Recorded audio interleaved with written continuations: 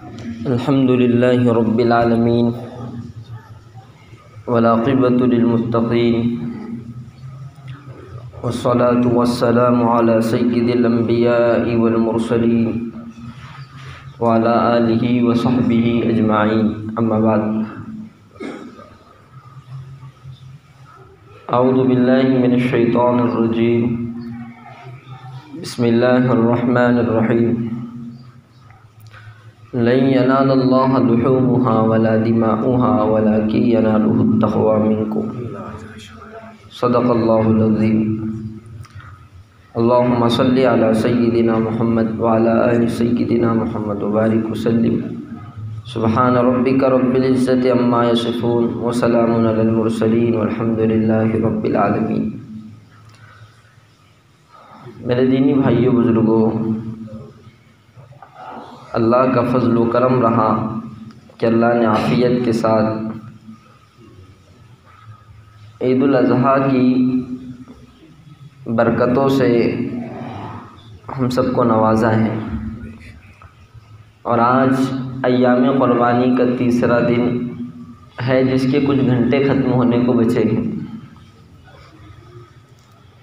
بہت سے حضرات نے محبتوں کے ساتھ، اخلاص کے ساتھ اللہ کے لیے قربانی کا اہتمام کیا ہے۔ اللہ تمام ہی حضرات کی قربانیوں کو قبول فرمائے، ہم سب کے لیے ان قربانیوں کو مغفرت کا اور نجات کا باعث بنائے۔ جتنوں نے کی سب کے سب مبارکبادی کے اور اللہ کی طرف سے اجر و انعام کے مستحق ہیں۔ جن حضرات نے نہیں کی استعداد کے باوجود، ان کے لیے اللہ کی ناراضگی کا اعلان ہے، رسول اللہ صلی اللہ علیہ وسلم کی ناراضگی کا اعلان ہے۔ اس لیے ابھی وقت ہے کہ جن پر قربانی واجب ہے انہیں چاہیے کہ اہتمام کرے قربانی کرنے کا۔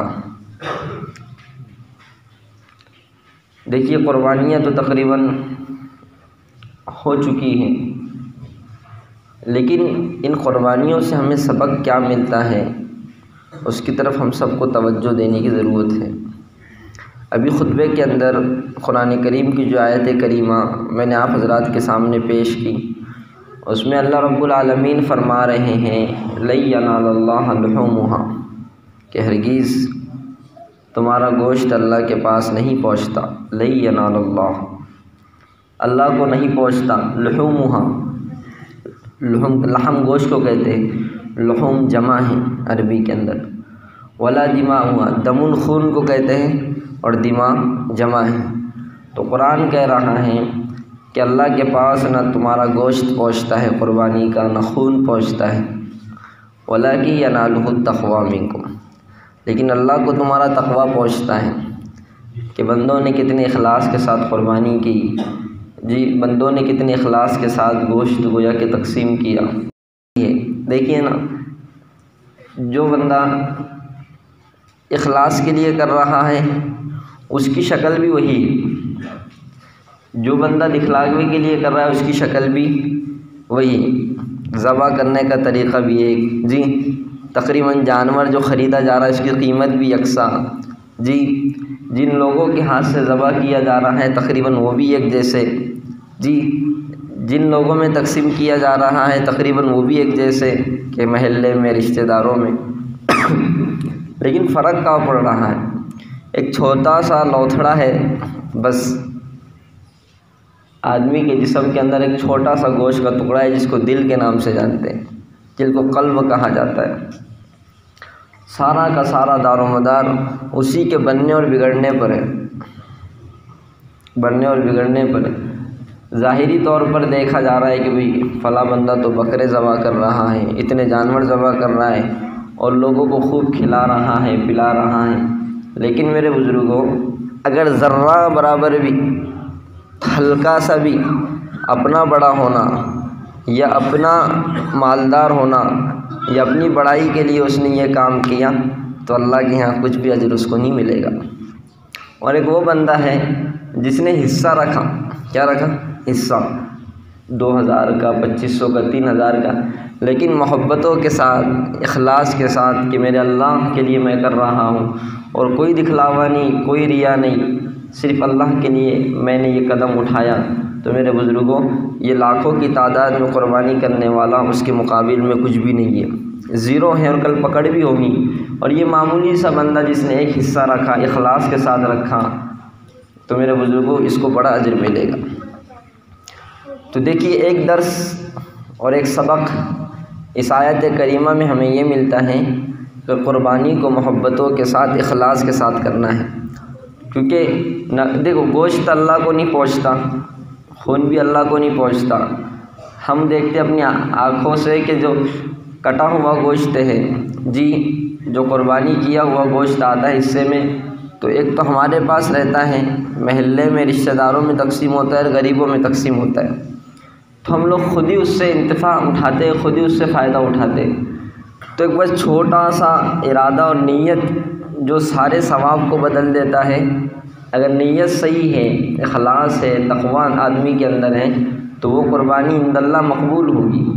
اور خدا نہ خواستہ نیت کا بگاڑ ہے جی، کچھ دکھلاوے کا ارادہ ہے، تو وہ ساری محنتیں، کتنے حضرات ہوتے ہیں مہینوں پہلے جانور کو خرید لیتے ہیں، اس کی دیکھ بھال کرتے ہیں جی، اس کو کھلاتے پلاتے، لیکن ذرہ برابر اگر اس میں کچھ آ گئی گڑبڑ، تو اتنی ساری کی ساری محنتیں ضائع ہو جائیں گی، اور ایک نیکی بھی حصے میں نہیں آئے گی۔ اس لیے صرف اس آیت کریمہ کو ہم قربانی کی حد تک نہ سمجھیں، بلکہ ہمارے دیگر اعمال میں بھی اس کو اپنی زندگی میں لانے کی کوشش کریں۔ بار بار اس بات کا استحضار ہو کہ میں نمازیں پڑھ رہا ہوں تو کس کے لیے، میں حج کر رہا ہوں تو کس کے لیے، میں روزے کا اہتمام کر رہا ہوں تو کس کے لیے، میں صدقہ خیرات کر رہا ہوں تو کس کے لیے۔ کہ ایسا تو نہیں ہے کہ میں نمازیں صرف اس لیے پڑھ رہا ہوں کہ لوگ مجھے نمازی کہیں، لوگ مجھے میری واہ واہ کرے، مجھے نیک سمجھے۔ نہیں میرے بزرگوں، ہم اللہ کے لیے کریں گے نا تو اللہ خود بخود ہمارے نیکی کے چرچے کر دے گا، لیکن خدا نہ خواستہ اگر ہماری نیتوں میں بگاڑ آ گیا تو مسئلہ ہے۔ ہم نے حج کیے یا حج کرنے کا ارادہ رکھتے ہیں، تو حج کرنے میں اور حج کرنے کا ارادہ رکھنے میں ہماری نیت کیا ہے؟ نیت یہ ہے کہ اللہ نے مجھے مالدار بنایا، صاحب استعداد بنایا، میرے پاس اللہ نے مال دیا، اس مال میں اللہ کا حق ہے، اللہ کا حکم ہے کہ حج کے لیے جایا جائے، تو میں اللہ کے لیے حج کو جانے کی ترتیب بناؤں گا، اس کے لیے دعا کروں گا، اس کے لیے محنت مشقت کروں گا۔ تو اب میرے بزرگوں اس کے لیے اللہ رب العالمین راستے بھی آسان کریں گے، اور اس کو حج مقبول کا ثواب بھی عطا فرمائیں گے۔ ورنہ اگر یہ نیت نہیں رہی تو پھر مسئلہ ہوگا کہ میرے پاس تو مال بہت ہے، چلو حج کر لیں گے، کم از کم لوگ حاجی صاحب کے نام سے تو پکاریں گے۔ تو میرے بزرگوں ہم حج بھی صرف حاجی لقب کو حاصل کرنے کے لیے نہیں، بلکہ اللہ کے حکم کو پورا کرنے کے لیے کرتے ہیں۔ کوئی ہمیں حاجی کہیں نہ کہیں، لیکن اللہ رب العالمین کے دفتر میں، اللہ رب العالمین کے یہاں ہمارا حج مقبول ہو جائے۔ ورنہ کتنے حاجی بیچارے ایسے بھی ہوتے ہیں جو حج کو تو جاتے ہیں، سارے ارکان تو پورے کرتے ہیں، لیکن ان کا حج ان کے منہ پر مار دیا جاتا ہے۔ حج ہر ایک کا قبول نہیں ہوتا۔ کیسے قبول ہوگا جب کہ لباس حرام، کھانا پینا حرام، جی حج کو جانے کی ساری ترتیبیں ان کی حرام، ساری کمائی ان کی حرام کی ہے، تو کیسے ان کا حج قبول ہوگا؟ تو میرے بزرگوں صرف ظاہری شکل کے اعتبار سے پورا کر دینا ارکانوں کو اور احکام کو، یہ بندے کی کامیابی کی علامت نہیں ہے۔ ہم نے ماشاءاللہ قربانیاں تو کر دی، ظاہری شکل میں بڑے بڑے جانور خریدے، اچھے سے گوشت تقسیم کیا، اور خوب کھائے بھی اور اوروں کو کھلائے بھی، لیکن کہیں نہ کہیں اگر دل کے تار رب العالمین سے کٹے ہوئے ہیں تو ہماری قربانیوں کا مسئلہ ہوگا۔ اس لیے ہمیں بار بار اس بات کی یاد دہانی کرائی جاتی ہے کہ ہر عمل سے پہلے نیت کا استحضار ہو، عمل کے درمیان میں نیت کا استحضار ہو، اور عمل کے آخر میں بھی نیت کا استحضار ہو کہ کس کے لیے کرنا ہے، کس کے لیے کر رہے ہیں، اور کس کے لیے کیے۔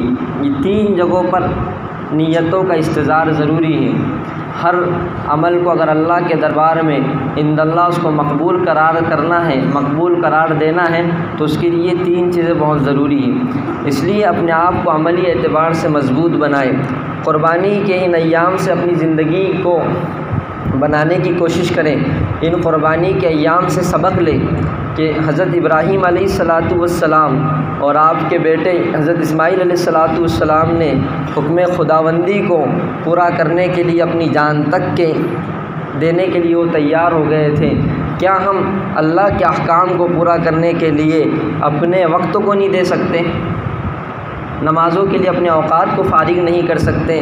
میرے بزرگوں، اگر ہم یہ چاہتے ہیں کہ ہمارے کاروبار میں برکت رہے، ہمارے گھروں میں برکت رہے، ہماری زندگی خوشحالی والی ہو، تو ہمیں اس کی طرف لپکنا ہوگا جو برکتیں بھی دینے والا ہے، جو خوشحالی بھی دینے والا ہے، اور جو زندگیوں کو بھی سنوارنے والا ہے۔ جی، پانی نل ہی کے نیچے سے ملے گا، پانی کنویں کے اندر ہی سے ملے گا۔ اگر کوئی بندہ پانی لینے کے لیے نل کو چھوڑ کر ہنڈا لے جائے یا کچھ لے جائے، اور اس نل سے جو ترتیب ہے پانی لینے کی، اس ترتیب کو الٹ دے، تو ایک قطرہ بھی پانی ہنڈے کے اندر نہیں آئے گا۔ ہنڈا تو اس نے نل کے نیچے لگا دیا میرے بزرگوں، لیکن ہنڈے کو الٹا رکھا تو آئے گا قطرہ، ایک قطرہ بھی نہیں آئے گا۔ ہماری بھی ترتیب اللہ رب العالمین سے لینے کی الٹی ہو گئی ہے۔ اللہ رب العالمین دیتے ہیں نمازوں کے ذریعے سے، اللہ رب العالمین دیتے اپنے مانگنے کے ذریعے سے، اللہ رب العالمین بندوں کو نوازتے تقرب کے ذریعے سے۔ اور جہاں بندے اللہ سے بغاوت کرتے ہیں، جہاں بندے اللہ کی نافرمانی کرتے ہیں، اللہ کے احکام کو توڑتے ہیں، تو اللہ کا ضابطہ ہے، اللہ رب العالمین کا اصول ہے کہ ضابطے کو توڑنے کے بعد بھی اللہ ڈھیل دیتے ہیں۔ لیکن جب پانی سر سے اوپر ہو جاتا ہے تو پھر اللہ رب العالمین کا نظام ہے کہ یک لخت حالات کو بدل دیتے ہیں۔ پھر بندہ ان سارے حالات سے اور ان ساری مصیبتوں سے پریشان ہو جاتا ہے جو اس کے قابو میں نہیں ہوتی ہیں۔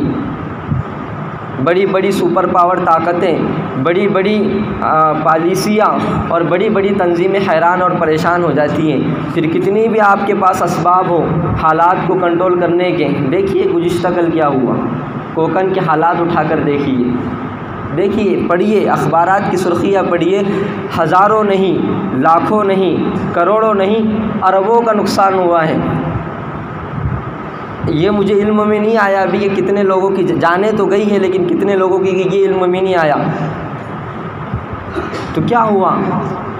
اللہ کا عذاب آیا۔ خود وہاں کے مفتی صاحب کی ایک آڈیو میرے نمبر پر آئی تھی کہ دعا کی درخواست کی تھی، ہمارے علاقے کے لیے خصوصی طور پر دعا کی جائے۔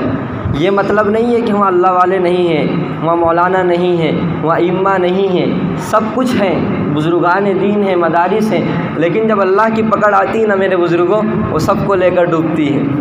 قیامت کے اندر وَامْتَازُوا الْيَوْمَ أَيُّهَا الْمُجْرِمُونَ، قیامت کے اندر یہ اعلان ہوگا کہ آج مجرم الگ ہو جائیں، لیکن دنیا کے اندر سب مبتلا ہوں گے، سب پکڑے جائیں گے۔ اس لیے میرے بزرگوں، ہم سب کی ذمہ داری ہے کہ ایک ہو کر اللہ کی رسی کو ہم مضبوط پکڑیں۔ یہ کیا بات ہے کہ میں بار بار اس بات کو کہہ چکا ہوں، آپ کے سامنے پھر دہراتا ہوں کہ ہم صرف عیدین کو کیوں اہمیت دیتے ہیں، ہم صرف جمعہ کو کیوں اہمیت دیتے ہیں؟ میرے بزرگوں، ہم روزانہ نماز کا اہتمام کیوں نہیں کرتے؟ بہت سے بندے، میں پورے یقین کے ساتھ کہتا ہوں کہ بہت سے بندے اپنے کاروبار کے اعتبار سے پریشان ہیں، بہت سے بندے اپنے گھریلو مسائل کے اعتبار سے پریشان ہیں، لیکن اس کے باوجود توفیق نہیں ہے نمازوں کے پڑھنے کی۔ آپ کا مسئلہ، آپ صبح اٹھنے سے لے کر شام سونے تک بھی بازاروں میں رہیں گے اور اپنے مسئلے کو حل کرنے کی کوشش کریں گے، اور منشاء خداوندی ہمارے ساتھ نہیں ہوگا مسئلے کے حل کا، تو میرے بزرگوں آپ زندگی بھی لگا دیں گے، آپ کا مسئلہ حل نہیں ہو سکتا۔ اور پوری کائنات، پوری دنیا کے لوگ، بڑے بڑے منسٹر، بڑے بڑے منتری اور بڑے بڑے لوگ آپ کی ہیلپ کریں، مدد کریں، تب بھی آپ کا کام پورا نہیں ہو سکتا۔ لیکن اگر آپ نمازوں کا اہتمام کریں، 2 رکعت صلاۃ الحاجات پڑھیں، اللہ رب العالمین کے سامنے بیٹھ کر 2 گرم گرم آنسو ٹپکائیں، اپنی ضرورتوں کو اللہ کے سامنے رکھیں، جو اللہ کے حکم جو مختصر سے وقت میں ہم پورے کر سکتے ہیں ان حکم کی رعایت کرتے ہوئے اپنی زندگی کو گزاریں، اور 2 گرم آنسو اللہ کے سامنے ٹپکائیں، تو اللہ مہینوں کے اور لمبے مسئلوں کو حل منٹوں میں کر دیں گے، لیکن ضرورت ہے مانگنے کی، اللہ سے جڑنے کی۔ دعا ہے کہ اللہ رب العالمین ہم سب کو اپنا تقرب نصیب فرمائے، نمازوں کا اہتمام نصیب فرمائے، خصوصاً 5 وقتہ نمازوں کا خوب اہتمام عطا فرمائے، اور اللہ تعالیٰ تمام امت مسلمہ کی حفاظت فرمائے، خصوصاً کوکن کے جو علاقے جہاں حالات اور سیلاب آیا ہے، تو اللہ رب العالمین تمام مسلمانوں کی حفاظت فرمائے، ان کے لیے دعا کا بھی اہتمام ہو۔ اللہ